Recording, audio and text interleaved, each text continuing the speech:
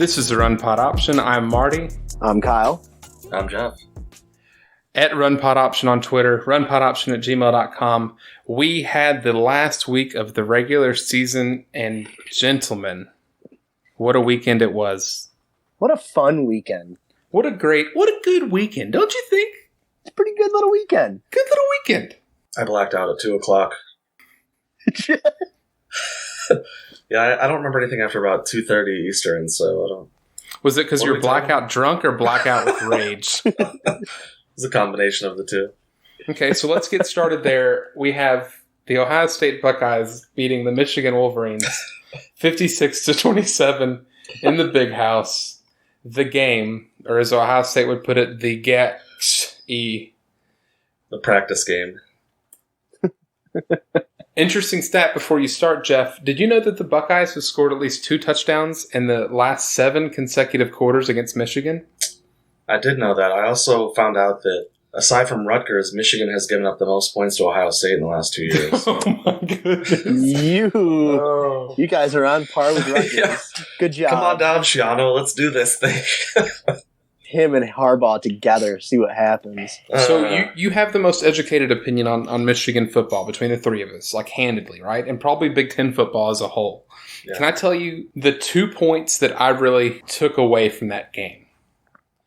One, Shea Patterson loves to throw a hospital ball right across the field. Like, loves sacrificing his receivers' bodies.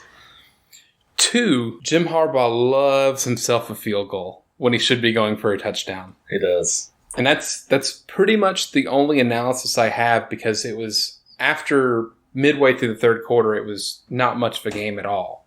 So you can pick up where I left off if you'd like. Yeah, you covered kind of the big points. They drove down the field. Michigan scored actually on their first drive and looked really good, and then Ohio State scored. Looked great. It was like, all right, cool. Like, we're going to get into kind of like a shootout, but let's do this. And then, like you said, they turned it over in Ohio State's territory and then kicked that field goal when they were down 2 scores. And from there, it got out of control. Like, mistakes, penalties, turnovers. Ohio State's too good, and they played too clean. Like, aside from a few penalties, they played almost a perfect game. So you can't beat them when they're like that. I heard an analyst talk about it, and he said that with the talent discrepancy between the two teams, and let's be real, between Ohio State and 127 other teams, to have a chance, you have to be perfect and then some. Yep. And Michigan started almost perfect. Like, they couldn't stop them, really, but the way their offense was clicking, it was there. And then the minute that Shea Patterson fumbled that snap, it was like blood in the water, sharks attacking. Ohio State jumped on them like piranhas on a hot dog. And piranhas famously love hot dogs. Love them. It pretty much sums up the game. I mean, it was another domination by Ohio State. Justin Fields apparently had a sprained MCL, and he got hurt, put a knee brace on, then came back in and threw a 50-yard touchdown pass. Like, that just summed it up at that point. So that's what you're dealing with. Yeah, and not only like any touchdown pass, like under pressure, rolled out to the left. Yeah. Just a beautiful throw. I mean, I was super impressed. I hadn't watched him a ton this year. Playing in that offense, I wasn't sure how much of it was him and just being on a loaded roster, but he is really good, and he's a really accurate passer, so I was impressed. He had a great game. There was an interesting stat about Ohio State coming into this game and then also heading into next week. Buckeyes have played 4 teams that are going to be in the conference championship game, or going to be playing this conference championship weekend: Wisconsin, Florida Atlantic, Cincinnati, and Miami of Ohio, which is it's just kind of odd. Oddly enough, did they beat Wisconsin like the second biggest out of that group?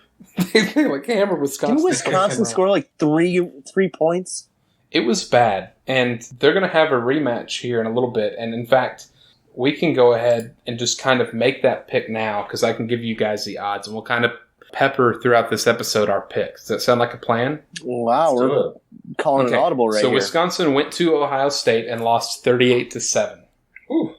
This week, Ohio State and Wisconsin play again, but Ohio State are 16.5-point favorites. I think I know Wisconsin's going to be coming off. They came off a really good performance, hammering Minnesota. Mm-hmm.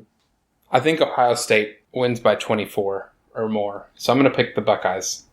I'm going to pick the Buckeyes, too. We've just kind of said it. They're the strongest team in the country. They're terrifying, especially up in the Big Ten.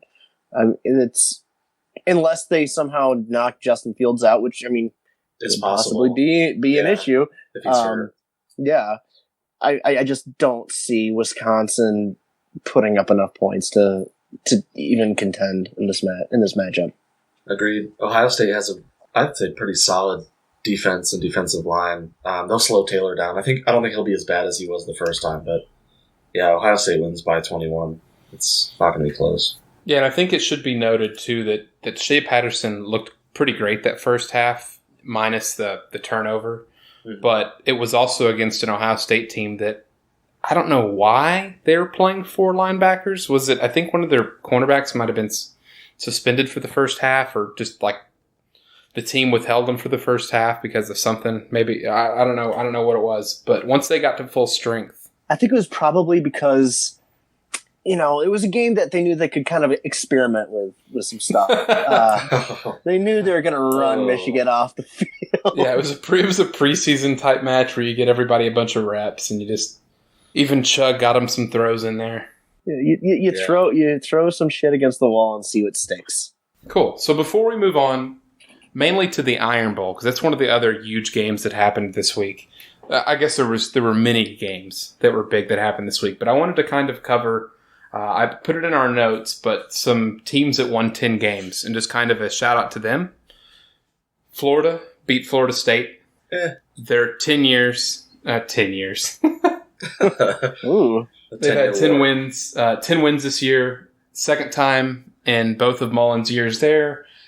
I feel like almost quietly. Once they got out of the East contention, it was kind of like, okay, well, they're not going to win the East, so we'll stop talking about them. Yeah, I was just about to say, this is a very quiet, almost underwhelming feeling. 10 wins. Yeah. Just which is crazy. Oh, that happened? They almost immediately lost their starting quarterback. And then to still reach 10 wins is something. Yeah. SMU, 10 wins. Yeah, baby. Pony up. Notre Dame, 10 wins. After they beat Stanford this week, last 3 seasons, Brian Kelly's won 10 games or more. That includes the obvious playoff berth and elimination last season. I'm sorry, that's the most underwhelming 10 wins. It was 12 wins that year too, I think. No, but this year, 10 wins. Their schedule this year was awful. I mean, other than Michigan and 8-win USC and Georgia. I mean, Michigan's they lost. Well, Michigan's a middle of the road Big Ten team, so it's almost like our guest host Corwin is here to just hand Michigan. Hey, I'm coming off a win right now. Yeah, they lost. They lost to Michigan. They lost to Georgia, and they beat the likes of Virginia. It's a good win. Virginia Tech. That's an okay win. Yeah. Navy. That's a good win. Yeah, and so that's about better than. Yeah, I mean, but they barely got by Virginia Tech without a lucky call, and then I didn't realize how bad Stanford was this year, but they obliterated Stanford this weekend, which was surprising. And they played with their food a little bit, too. I think it was closer early on, and then they just took off once the offense caught fire.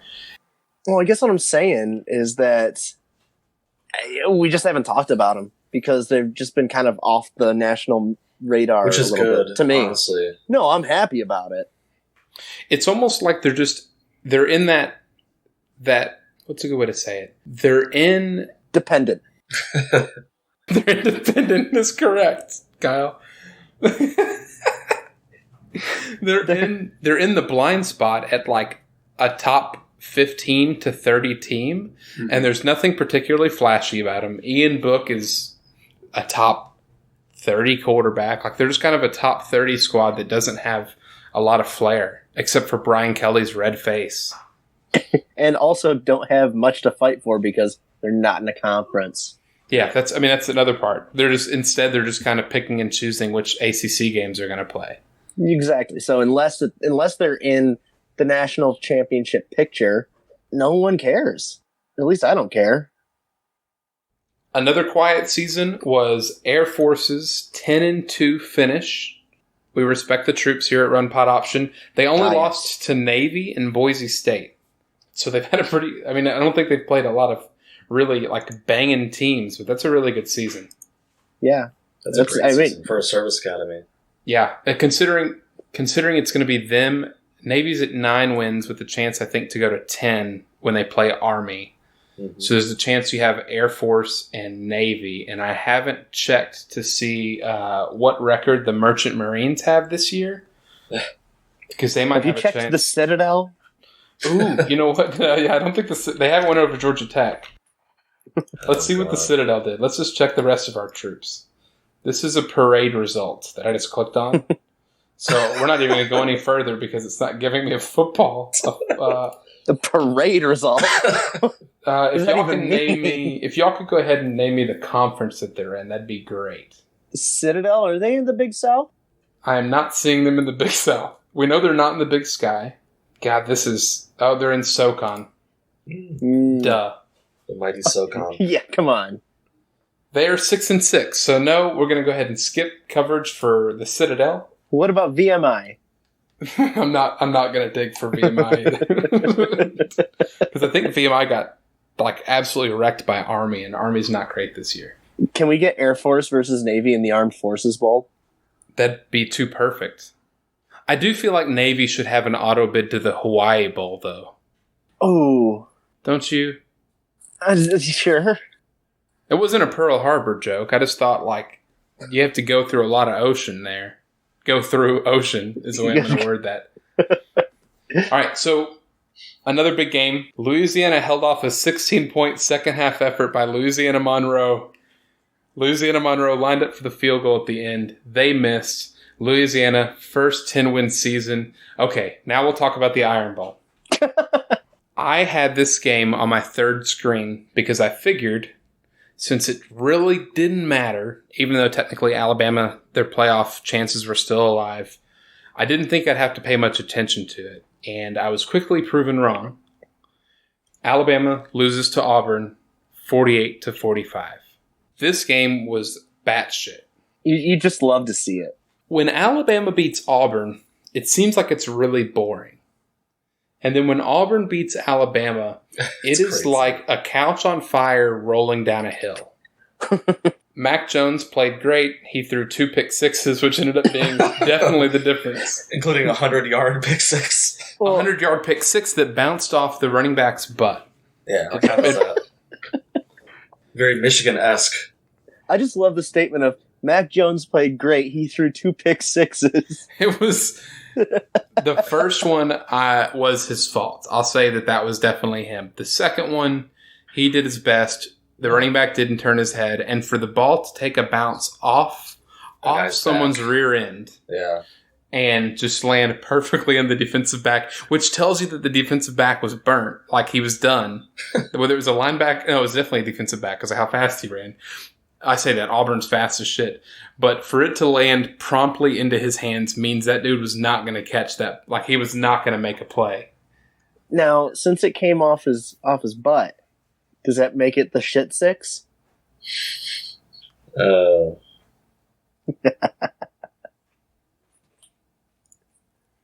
you done? Never. I thought you were going to go obvious, like butt fumble to butt pick. But shit six. Nobody needs a butt pick, man. No, shit six is truly might be the better one. You know what I did notice, and feel free to talk about this game, guys, while I'm looking this up. So I caught bits and pieces of this because I was out for my birthday, and I was actually. Oh, thank you. We were watching. Actually, I was watching it with another Alabama fan. And I just kept on asking her, what's going on? What is happening? Can you explain why this is happening? She was not happy with me. Okay, what I was going to say, the first pick six by Auburn, their defensive back, I'll be honest. So I feel like my thing with college football and what I'm awful about is getting names down. Like I am dog shit with names. I can watch like an Ohio State game and I can see the last name of their best cornerback and I'm like, oh yeah, that guy, he's ace. And then I'll see him the rest of the game. And then as soon as that game's over, it just like washes out from me. He turns into CB number 25. Yeah, basically he turns into he turns into the default rosters for NCAA football. He just like it immediately goes to the number. The first pick six that Mac Jones threw was caught and returned by Smoke Monday. Heck yeah. The defensive back for Auburn, which is truly a blessed name. That's a wonderful name. Yeah, and it was Zacoby McClain that took it off of Najee Harris's butt and returned it to 100 yards. Does Auburn have the best names? They have Chatartavius Whitlow, Sean Shivers. Ooh, go ahead and give that one another shot. What was that? Looks like Jartavius Whitlow. Sorry. They have a receiver, Sal Canella. Sounds like salmonella. And they've got just a simple quarterback name of Bo Nix. There's a senior wide receiver named Pace Osment. John Samuel Schinker. Eli Stove. Just great. Very hardy names. Phelps Gamble. What is going on down there? Brodarius Ham. Did you say that yet? Brodarius Ham! That's or so Prince great. Michael Salmons. Yeah, you know what? I think, there's another Prince. Prince Tiga Wanago. Okay. Truesdell. Daquan Newkirk. Ooh, here you go. Noah Igbinogehe. There you go. Oh, you nailed it. I think you did. There's a Jacob Vanna Skinbach. What? I nailed that for a first try. Is that a kicker? No, it's a linebacker. And I guarantee he has like the washboard shoulder pads. He's got the Brian Cox neck plate that's up there. Aaron Sipos. All right. Ooh, there's a Big Cat Bryant. How did no one see Big Cat Bryant? What is going on down there? There's a bunch of professional wrestlers. It's wonderful. Did you say Jacob Quaddlebum? I didn't see that one. Okay, yeah, this is all from the College Football Reference 2019 roster, so there may have been cuts since then, but Jacob Quaddlebum is a long snapper, which is just too perfect. So let's get back to the game. Key moment, Alabama's down 3. 2 minutes left. Alabama misses a 30-yard field goal. Quick side note, please don't tweet at kickers when they miss. Don't do that. Don't tweet at football players when they mess up. That is so dumb. And I guarantee that dude got death threats through the mail. That is so dumb. That's ridiculous. Interesting fact, since 2007, when Nick Saban took over, Alabama has missed 101 field goals, the most in the FBS in that same time frame, and they lead the next team by 8 missed field goals. That's because half of their games they've got their water boy in there kicking because they've taken everybody out of the game. Do you think it's multiple kickers that's the issue? It's not like maybe how Nick Saban handles people for making any kind of mistake, and maybe kickers having the most pressure on them, and knowing that Nick Saban's likely going to give them 8 lashes if they miss it. You see him just taking off his belt on the sideline. You know what? Nick Saban is the coaching equivalent of your dad undoing his belt, and you're going to get your ass whooped. Kicker comes over, and he doesn't even start talking to him. He just points to the locker room because he's got to go and find a switch. Makes him pick his own weapon. Mm-hmm. And if it's not thick enough, he sends him back out. It's always a kettlebell. Did we see the comments from Nick Saban after this game? And I haven't talked about the play yet that he was referencing, but he was complaining. I don't think he said these words. I'm putting words in his mouth here. But him kind of calling Auburn Bush League and how they ended up winning the game later on. Didn't see that. I heard he was complaining about officiating, but... Okay, so one of the officiating points was, and I don't think it may be a valid one, Auburn went down at the end of the first half, and when they went down on the ground, it looked like time expired. They reviewed it. It honestly, to me, didn't look like there was a second left. They give them another second. They score a field goal, and they see that they lose by 3. The other one was after they missed that field goal, they forced Auburn to a 4th down. It was 4th and 4, and they decide, Auburn, to look and leave their offense out on the field, except they're in the punt formation. So you've got your shield blockers as Bo Nix on the left side, and honestly, I don't know who was next to him. I wasn't paying Probably attention. Quaddlebum. Probably Quaddlebum. He was definitely out there, like almost no doubt. But they put the punter out there too. So when Alabama sees the punter come out, they send their punt return unit, right? Like any normal team would do. Well, Auburn puts the punter at wide receiver. They look like they can snap the ball still and maybe call a different play, but it confused Alabama to eventually make an illegal substitution, and it cost them the game and awarded Auburn a first down. That's why Nick Saban was upset. Because he got outcoached in that moment. Oh, yeah, and especially because when it happened, when the whistle blew and the flag came out, Bo Nix started pumping his fists and laughing and smiling at Malzahn, who was also laughing and smiling because they knew they just got his ass. Well, okay, so that's just Saban being a whiny baby about the fact that he got outcoached in a blood feud of a rivalry, and he's got egg on his face at that point. So that's the only reason it was Bush League, is because he got outsmarted. What's crazy is I felt like he did outcoach Auburn thoroughly. Like Alabama was absolutely the better team out there. And again, those 2 pick sixes. Like when you make pick sixes are equalizers, man. Yeah, big time. But for them to have they had 3 offensive touchdowns. Not taking that away from them. That's big. That's still great. Even against what we know now is a weaker Alabama defense than historically they have been. Mm-hmm. But they held them to 3 field goals and 3 touchdowns. Mm-hmm. That's 30. That's 30 points. Like that's good, especially when you consider how they were scoring. Alabama, that is, how well they were scoring, even with Mac Jones in, and those 2 pick sixes, man. It is unbelievable the difference they made. It's just the most Saban thing ever to not sit there and say, "Hey, we made a couple of mistakes." And no, we're gonna key in on the fact that they ran a trick play and it fooled you a little bit. That's it is a really slick play call, and this is less than a week removed than Nick Saban. I believe it was Nick Saban. It might have been Bill Belichick, but did you see the note about them discussing how they keep an eye on the opposing coach for a special teams play? And it can tip them off to whether or not it's a fake or not. It was Urban Meyer, wasn't it? Was it Urban Meyer? Okay. Belichick does it too. Yeah. Yeah, so I think it was Urban Meyer speaking on it after Belichick mentioned it. Yep. Something along those lines. Either way, for that to come up and for this to be the week that Auburn decided, you know what, cool, we're going to show them punt and then we're going to line them up a wide receiver. It was because Saban was too busy still laying into his kicker for missing the kick. He didn't have his eye on that special teams coach. Yeah, it's he was too busy placing the the ball gag in the kicker's mouth as he's about to whip his ass more on the sidelines, and he overlooked the special teams.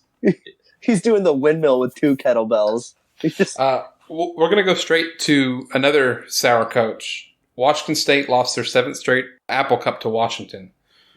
Side note, we will get to the Peterson stepping down and Washington job in a later episode, probably next week for you guys. And in general, the coaching hires we're kind of pushing over to next week. We're doing one big episode for this one to get ready for conference championships, and then we'll kind of get there.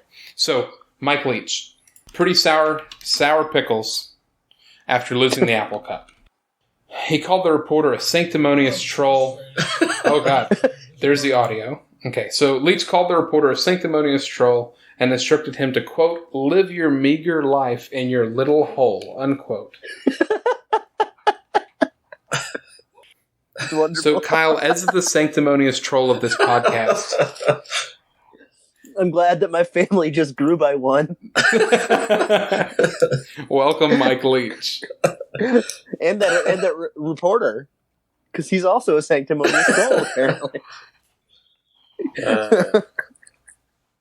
This was a bad year for Washington, and it wasn't a great year for Washington State either. So it was bad for both. Yeah, it was truly, this is what either team had their season on, similar to the Ole Miss Mississippi State game, where this is kind of what you're playing for at the end.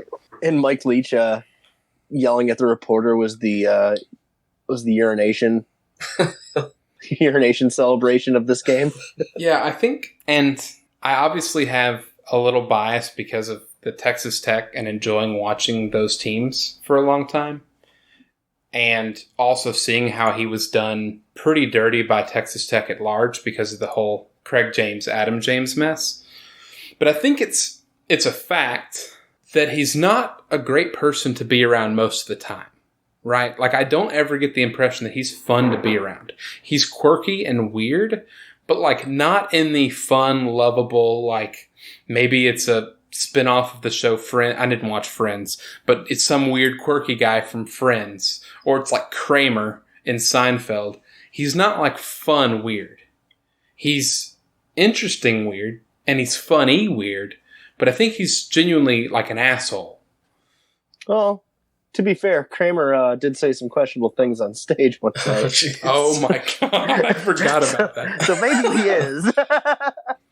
Do you think that Washington State at some point is going to say they've had enough between this and between the 2 or 3 times this season that Mike Leach has thrown his team and his players under the bus? I don't know. The highs have been super high with him. Last year was a great time. Great time to be alive up there. But I don't know. I think he's going to have to really rub the university the wrong way. And I don't know if he's done that yet. Do you think losing 7 straight to Washington would sour Washington State in what has been a program before Leach got there that really did struggle? Yeah, see, that's the thing is I don't know if the lows are so low right now. They remember what they used to go through. I mean, if he's at Michigan, he's done by now. They're used to success. Especially if the success is, a 1-to-1. Jeff, do you think that antics like this either cost him a job somewhere else or cost him his Washington State job? Or do you think it's more of leaning into what Lake at Washington said about the fact that he hasn't changed anything? I don't think... I mean, I think he's going to get a pretty long leash because other than this year, they've won 9, 8, 9, and 11 games the last 4 years. So he's elevated them back to a place they haven't been for a long time. Plus, he's 58 years old. I think this is his last job. Unless he goes, somewhere lower in a couple years. I think he'll probably piss them off for a few more years, and then they'll cut ties with him. Because you're right. I mean, you can't imagine if 3 years from now we're talking about him, having lost his 10th straight game to Washington. Like, eventually the university's going to sour on that. So, but I think he'll still have a few more years. Yeah, last P5 job, I think I agree for sure. I could see him being fine with being a coordinator somewhere down the road if he finds someone that can put up with him as a staff member. Yeah, you watched Hal Mew. He was coaching till what, last year? Like, he was at like a SWAC school or something. Yeah, Hal Mummy's been floated around everywhere, from like the AAF to the XFL to SMU to he's made the rounds. And they come from the exact same tree, and even Hal Mummy's still on that side hustle. Tell you what, that running back that they have is real fun. Borgie? Yeah. Borgie? Yeah, he's a blast, dude. He is. Yeah. He's a poor man's Christian McCaffrey. And you know what doesn't scare me about him?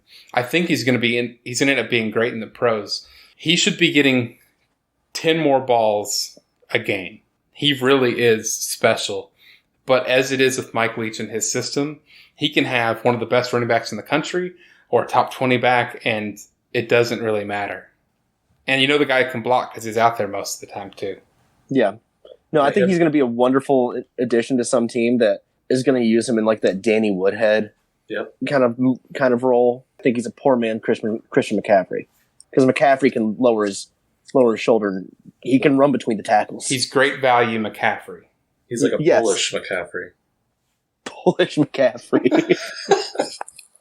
He's a pierogi. Utah, Oklahoma, and Baylor won to keep their playoff chances alive. Alabama, as the aforementioned, they've fallen out of the playoff race currently. The one thing I've got, instead of totally debating like who we think that 4th spot should go to, right? We're going to assume that Georgia loses. If Georgia wins, no matter what, it's Georgia, LSU, Ohio State, Clemson. Yep. I think we all agree. Yep. Mm-hmm. So assuming Georgia loses, And assuming that Utah and Oklahoma win, who do we think had the better loss? Did Utah have a better loss at USC, who finished 8-4, or does Oklahoma have the better loss at Kansas State, who finished 8-4? Ooh. Both of those games are on the road, right? Both of the games are on the road, and there's 2 injuries to keep in mind. CeeDee Lamb didn't play for Oklahoma, and Zach Moss got hurt early against USC, who's Utah's top running back, and really the guy that balances out that entire offense. Other thing to keep in mind, USC was playing a third-string quarterback, and I think his second start maybe his first start. I honestly can't remember. I want to say that probably Oklahoma does. And I think that honestly, if it came down to those 2 teams, I could see Oklahoma getting in strictly on name recognition. Because I think they have very similar resumes. But I do think that if Oklahoma does go out and beat Baylor, I think that's a better win than Utah beating Oregon. Really? Maybe. Yeah. Okay, because for me, playing exactly on how you said the name value, right? I think that could work the other way, which is Utah beating a name in Oregon, even though we know they're not Chip Kelly's Oregon, versus Oklahoma beating Baylor again.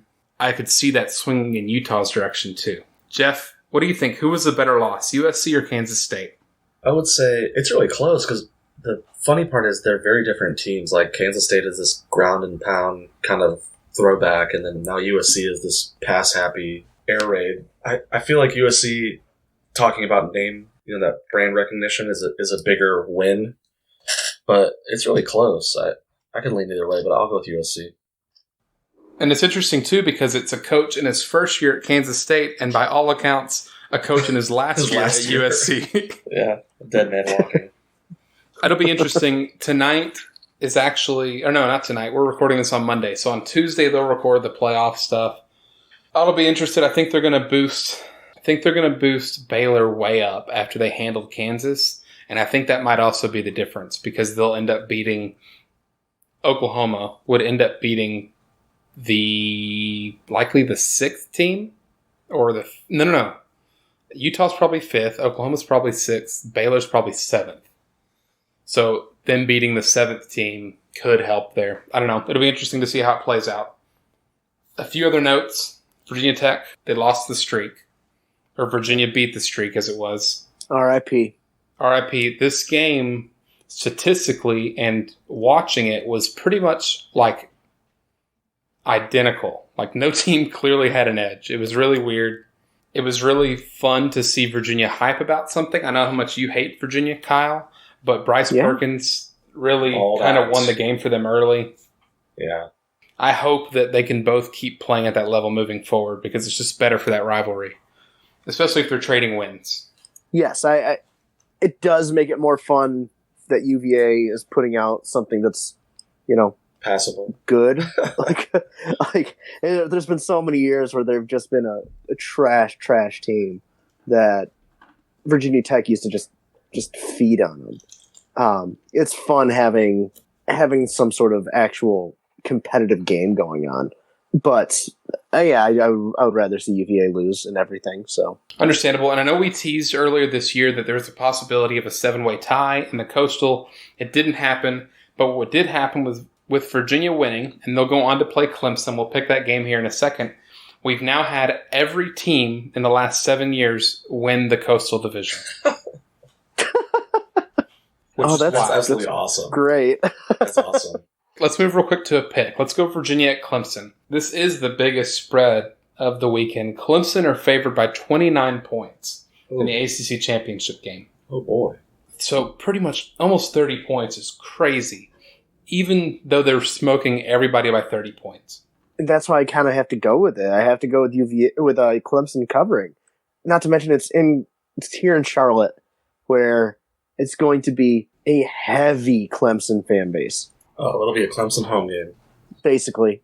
Well, Charlottesville's they're not that far. They're definitely not as close as Clemson.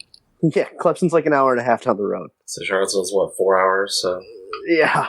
I've got Virginia to cover. I think Clemson wins handedly. honestly, but I don't think it's by 29 points. I think Perkins is going to step up and not keep it close, but keep them at least within a few touchdowns. Not keep them out of the 4 touchdown range. This just sounds like you just don't believe in Clemson, just like everybody else. Oh my okay, God. Dabo. I hate it. I hate it so much. Jeff, who do you have covering? I'm with you. I think Virginia keeps it to. I mean, it's going to be not close, but I still think it's under that. So I'll go with them. You're feeding in to this ridiculous notion that nobody believes in them. Both of you. No one thought they could win 12 games. Definitely not anybody that voted for them at number 1 in the polls to start the season. So it should be sunny, and it's probably going to be 50 degrees. So maybe be a great game. If it was a rainy game, I'd have Virginia maybe losing by just a couple touchdowns. But if it's sunny, it might be ugly. Hey, and for the people of Charlotte, it'll be the first time they see a quality football team in the Panther Stadium this year. So. Yeah, you might be right. I'm trying to think of who else is going in. The Rams were here. But not quality football. The official Charlotte 49ers podcast, the Run Pod Option, would like to congratulate the 49ers for their Bahama Bowl bid. Yes. Go get you some Will Healy. Go Club beat Buffalo. is in the building. So let's get to a few more notes and anything else that you guys have. We'll get to players of the week, and then we'll get straight to picks. Does that sound good? Let's do it. Sure. Beautiful. Indiana finished with a winning Big Ten record, and has 8 total wins for the first time since 1993. Jeff, where were you in 1993? I was in the small town of Pittsburgh, Pennsylvania, running around. Yeah, I don't know what I was doing. Were you working in the steel mills yet? I think I was. I was cutting my hands on glass every day. They are big into child labor in southwestern Pennsylvania. Yeah, lost half of your friends in a mine. An unfortunate mine incident. Pretty big. They still have a bowl game to have one more win to get to 9-win Indiana, which I think everybody on the internet wants to happen. I want to see it too. Yeah, I'm fine with it. One of the final game notes I have, I watched a lot of the Louisville, Kentucky game. And I mentioned to Kyle, because Jeff, you conveniently missed our pick show last week. I mentioned to him when he was picking opposite of you every play, he picked Kentucky to cover this game. And I said, did you know the quarterback situation? Because they have a wide receiver now playing quarterback.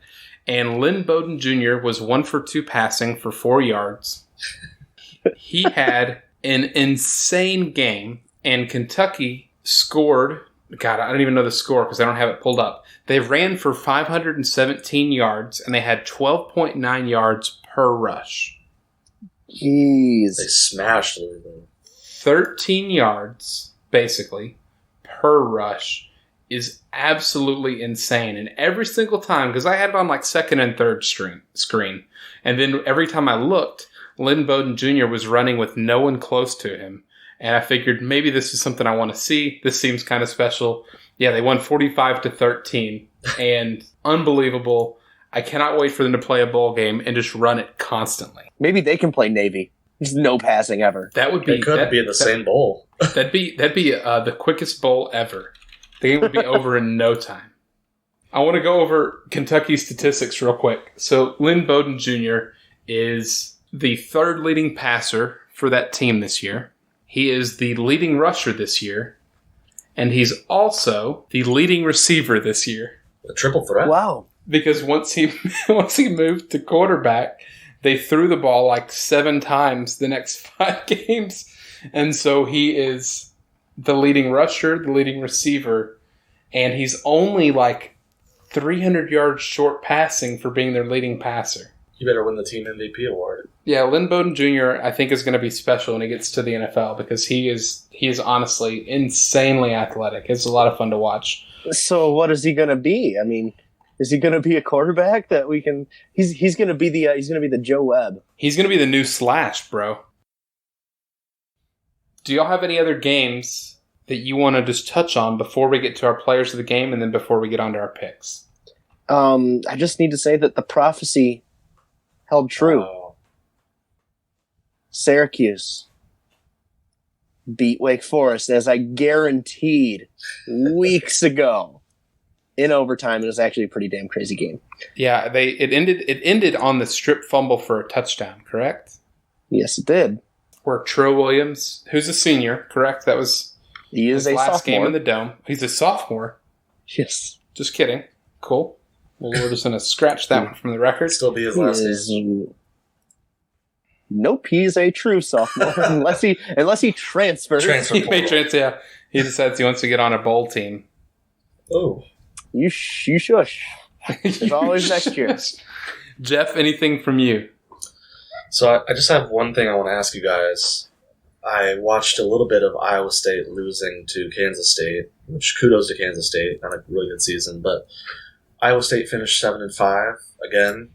Is this finally the time for Matt Campbell to go? I mean, this is basically where they've been the last 3 years. Like, is he going to get any better? Is it time for him to go? Like, what do you guys think? I think last year would have been his best season from a talent perspective because he's obviously got the coaching ability. Yeah. But when you've got, and I know Breece Hall showed up in the season, but when Brock Purdy, as Texas has found out, when you've got just kind of one really, really good player, and you can have like your DuVerneys for Texas, but for Iowa State, it all relied on Brock Purdy too much. And that's not Matt Campbell's fault necessarily. You can only recruit so well. Short answer, I think he's gone. He's probably going to get a better job, or he's going to go to the NFL and get a better job. Dallas Cowboys. I think that it's also one of those things that, like, this might just be what Iowa State is. I mean, you've got some pretty fun talent there, but I don't know how well you can recruit there. It's the middle of Iowa. And you're in a conference where you're battling Oklahoma and every team basically from Texas, where there's just better talent. I kind of feel for Matt Campbell in that sense. And I think he's done an admirable job there. I don't think that they get rid of him because I think that they fear what would happen without him. Yeah, I think someone takes him before they get rid of him. Certainly. Yeah. It's a pretty big buyout, though, isn't it? I wouldn't doubt it. I think he got an extension last year, didn't he? Yeah. I may be wrong. But yeah, so his last 3 seasons, 7-5 this year. He finished 8-5 in 2018 and 8-5 in 2017. The last time Iowa State had 7 wins was 2009. And then before that, it was 2005 with Dan McCarney. Kyle's probably got it nailed here. They won 9 games in 2000. That's the closest they've come. That's actually the only time they've gotten over 8 this millennium and maybe ever. I'm scrolling. That may be. I don't see a 9-win season except for, wow. You know what? I'm also looking in the wrong column, so fuck me. Yeah, I don't see 9. 9 is their most wins in program history. And that happened in 2000, where they won the Insight Bowl to get there. Insight.com. Yes. Now known as the Cheez-It Bowl. Goodness. Oh, that brought us some glory last year. Yeah, they were led by Sage Rosenfels that year. Oh, wow. Man. How's that for a name? Oh, NFL man, veteran that's a perennial backup. Yeah. I do also, I want to give a nod to one of our listeners, Kyle from Texas. He actually brought up the same point you brought up, Kyle, about Oklahoma and the name recognition in the playoffs. I just forgot to mention that earlier. And then I also want to congratulate listener Doug, as the Iowa kicker kicked the game-winning field goal against Nebraska. They kept Nebraska from going to a bowl on Scott Frost days of all days. And then he looked at the Nebraska sideline, did the no soup for you finger wag, and then blew them a kiss. And it was truly what college football is all about. Let's do our players of the week. We need more kickers doing throat slashes and blowing kisses. We really do. Florida International and Iowa, of all the places. They're basically the same program. Yeah. Jeff, who is your player of the game this week? Player of the week this week. Player of the game week this week of week 14. The player of the week this game. Yeah, the player that was in a game this last week that we're now talking about. I had to go with the guy you mentioned a bit earlier, Levi Lewis from Louisiana. Finished 270 yards and 3 touchdowns in their win. I'm really excited because I'm going to go watch. They're coming here to play App this weekend for their conference championship, so we're going to go up Saturday. Are you going to the game? Excited to watch that, yeah. My wife and I. Yes, sir. Do we need to get you press credentials? I don't know. I think we have enough sway with the boosters, but we'll see. Okay, that's awesome. Yes, definitely we have enough sway with the boosters. Yeah, for sure. I mean, we are one and the same with those said boosters. I'll go next. We are the boosters. Yeah, we happen to be all of the App State's boosters. Yeah, all 3 of us. My player of the game is actually a team. It's the North Central Cardinals out of Naperville, Illinois. They beat, in the Division III playoffs, Mount Union. Ooh. We all know Mount Union. They're fantastic. They're always winning. This is the earliest exit from the Division III playoffs for Mount Union since 1994, back when Jeff was working in the Pittsburgh mines as like a 7-year-old. Yep.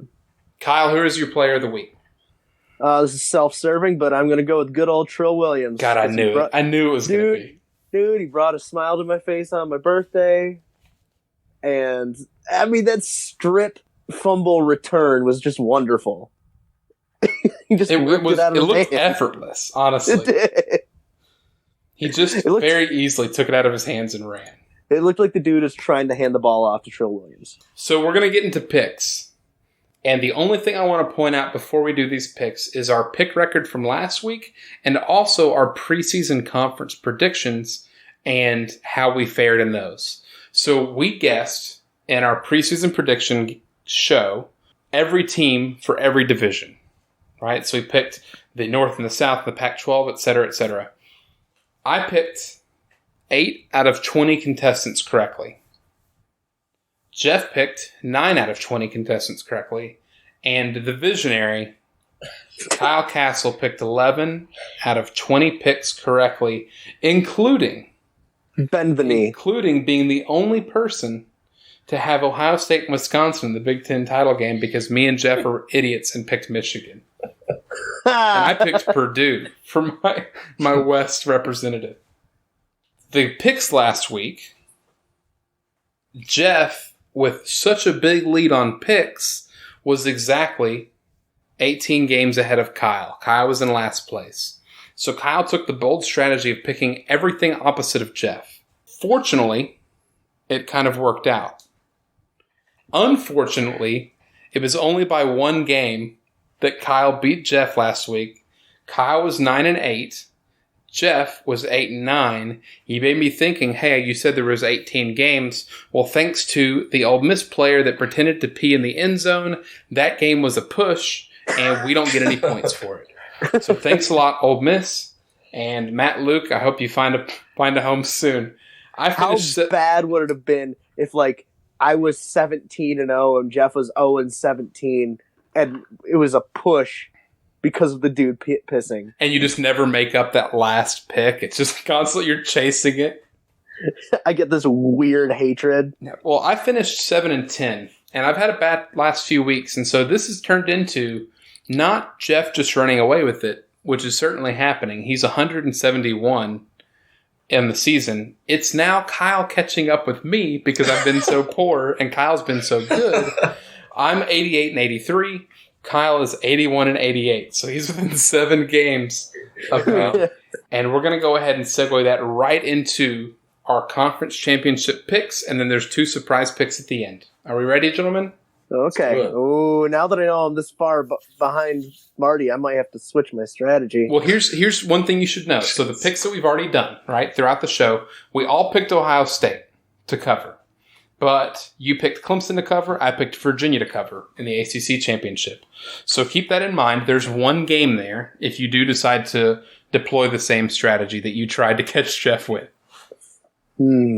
Okay, so let's start with the Pac-12. It's a Friday game. We have Oregon and Utah are 6.5-point favorites.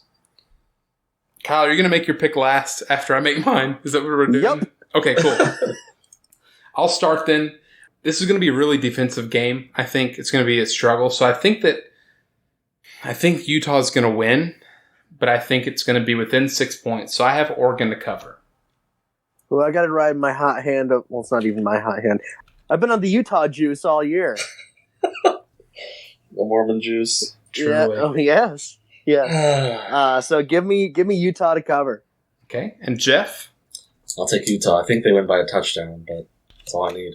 Yeah, 6.5 points is not fun. But if Utah wins in overtime and they score just the 6 points, then it's really going to be... Syracuse won in overtime and they scored 9.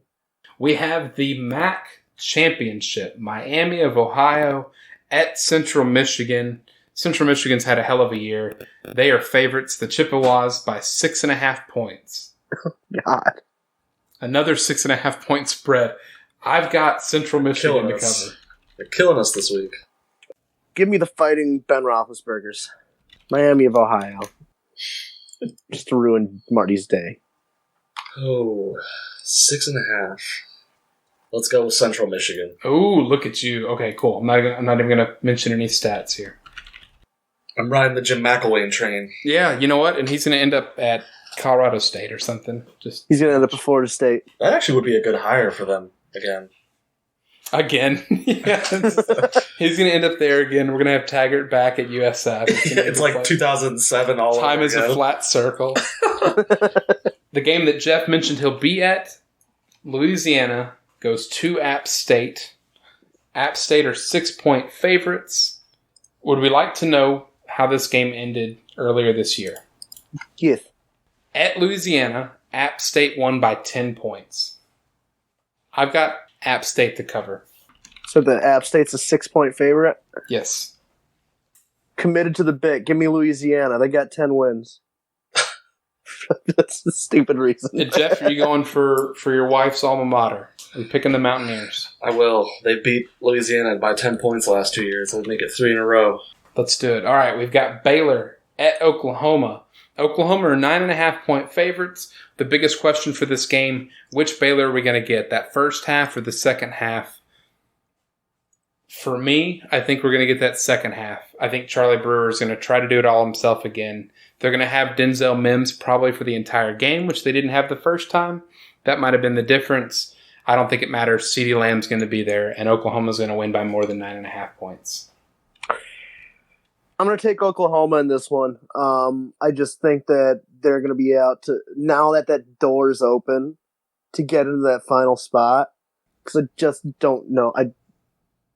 We know how I feel about the other game that would open up that fourth spot. I think that Oklahoma's going to be out to prove something. I'm going to go with Baylor. I'll be the contrarian today. It's easy when you're like 12 points ahead of the next person. Yeah, you're just playing with house money over here. I can lose a hand or two. Let them think they got or 12. Me. We have Hawaii at Boise State for the Mountain West Championship.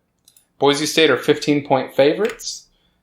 This is also a repeat from earlier this season, and I'm going to go ahead and pull that up because I think it wasn't even that close. Like I thought it was going to be. I remember talking about it on the show. Yeah, I think I picked Hawaii, and I think that yeah, Boise beat ran a 30-point game. Yeah, yes, they beat them 59-37 last time. They released so collegefootballdata.com. They have a win probability post expectancy, right? Or post.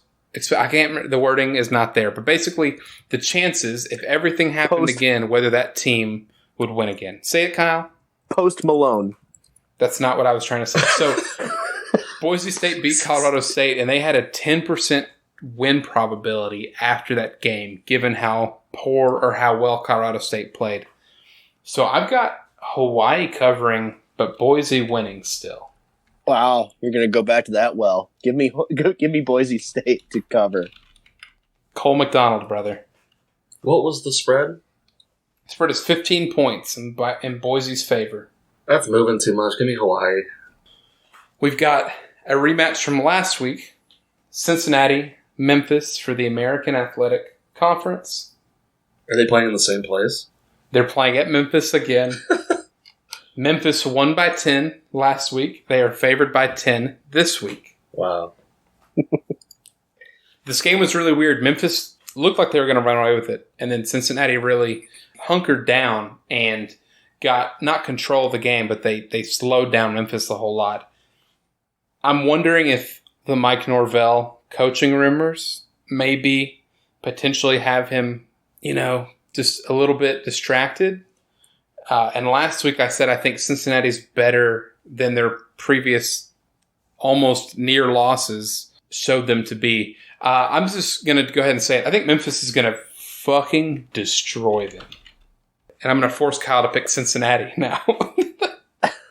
No, I'm not doing that. I'm going to take Memphis in this one. I picked Cincinnati last week, and that didn't work out too well for me. You and I both, brother. No, you picked Memphis, and they covered. Is that what I did? I don't even remember. Yeah, it was Jeff and I that got burnt. Good. I'm going to take Memphis too because Norvell's going to come out at the end of the game and throw a flaming spear into the middle of the field.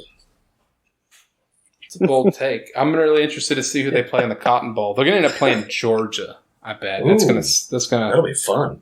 That'll be interesting, especially when Georgia says, we really weren't there. We didn't want to be there, so that's why we lost by 15. Yeah.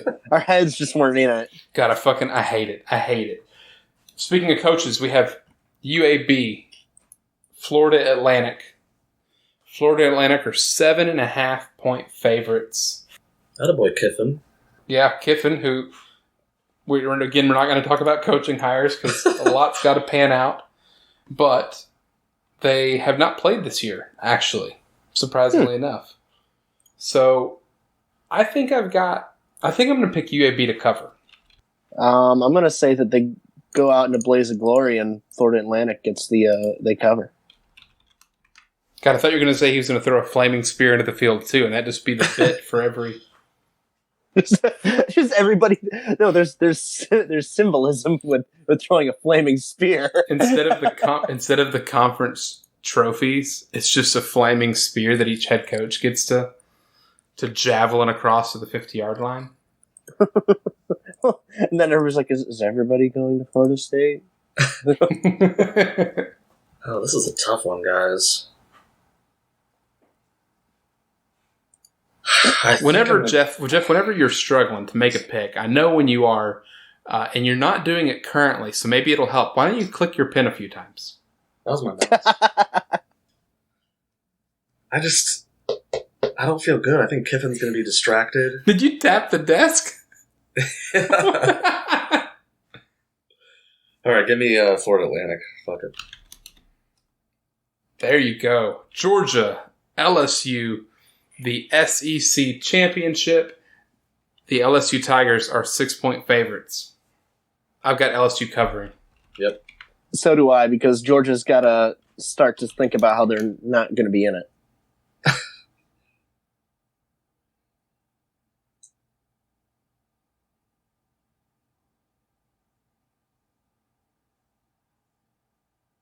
Jeff, are you thinking?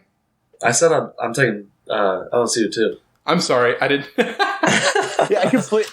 No, it must. I just didn't hear it. Excellent. So let's do our two surprise games really quick.